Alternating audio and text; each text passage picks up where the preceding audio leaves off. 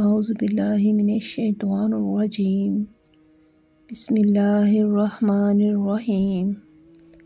حضرت عبداللہ بن عمر رضی اللہ تعالیٰ عنہ بیان کرتے ہیں کہ حضور نبی اکرم صلی اللہ علیہ وآلہ وسلم نے فرمایا،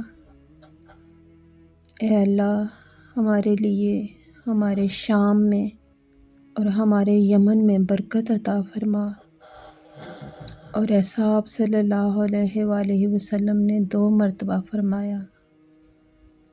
تو ایک آدمی نے عرض کیا، یا رسول اللہ صلی اللہ علیہ وآلہ وسلم، ہمارے مشرق میں بھی برکت ہو۔ تو حضور نبی اکرم صلی اللہ علیہ وآلہ وسلم نے فرمایا، وہاں سے تو شیطان کا سینگ نکلے گا اور وہاں 10 میں سے 9 حصوں کے برابر شر ہوگا۔